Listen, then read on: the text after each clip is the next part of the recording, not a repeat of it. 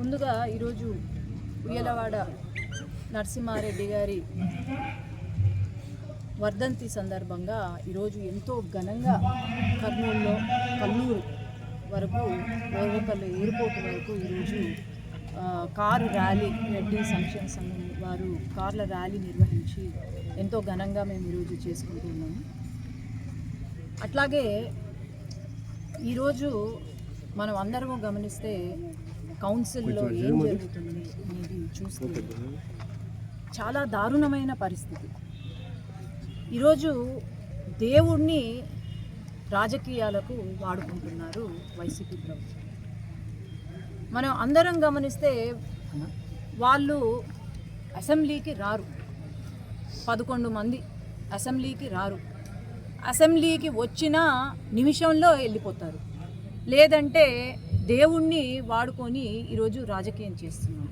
వాళ్ళకు అర్థం కాని విషయం ఏంటంటే దేవుణ్ణి రాజకీయాలకు వాడుకుంటే వారు ఎంత పాపం తగులుతుంది అనేది వాళ్ళకు అర్థం కావాలి. ఆనాడు టీటీడీ చైర్మన్గా భూమన కరుణాకర్ రెడ్డి గారిని పెట్టింది. ఆయన ఆ రోజు ఏమన్నారు, వెంకటేశ్వర స్వామి ఒక నల్ల రాయి మాత్రమే అని ఆ రోజు అన్నారు.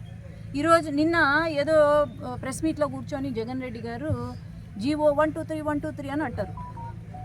కానీ అసలు ఏంటి దాని వెనకాల అనేది ఈరోజు నేను అడుగుతున్నాను.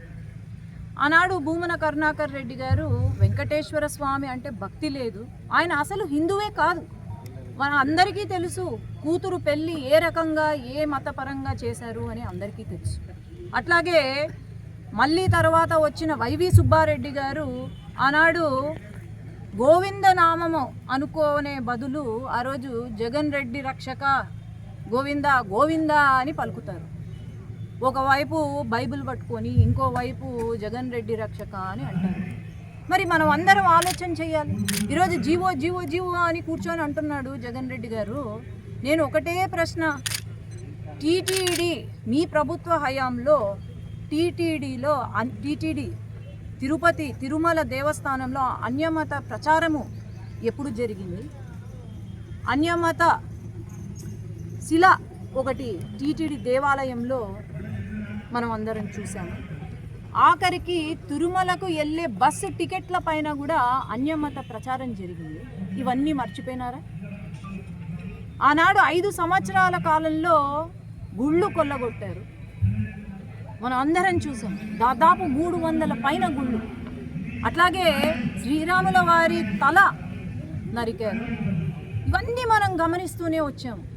కానీ ఈరోజు ఏమీ తెలియనట్టు మరి దేవుణ్ణి కౌన్సిల్లో ఒక ప్యాంఫ్లెట్ మాదిరి వెంకటేశ్వర స్వామిని ఒక ప్యాంఫ్లెట్ మాదిరి తీసుకొచ్చి చెప్పులు వేసుకొని మళ్ళీ మేము చెప్పులే వేసుకోలేదు ప్రూవ్ చేయండి అని అంటారు. ఇదిగో చెప్పులు వేసుకొని వెంకటేశ్వర స్వామి ఫోటోని ప్యాంఫ్లెట్ రూపంలో మళ్ళీ ధర్నా రూపంలో, అక్కడ ఆడవాళ్ళు కూడా ఉన్నారు, మహిళలు ఉన్నారు, రోజు పూజ చేస్తారు, దీపం పెడతారు.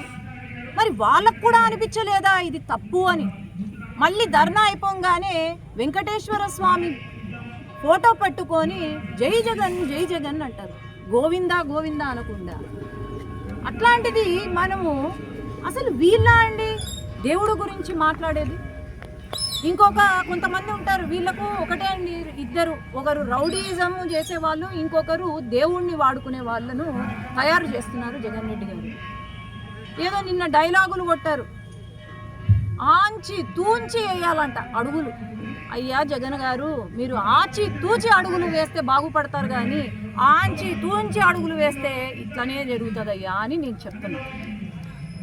దేవుణ్ణి వాడుకుంటే రాజకీయంగా నాశనం అయిపోతారు. నిజమే, కొంతమంది పిల్ల నాయకులు వచ్చి డైలాగులు కొట్టినారు.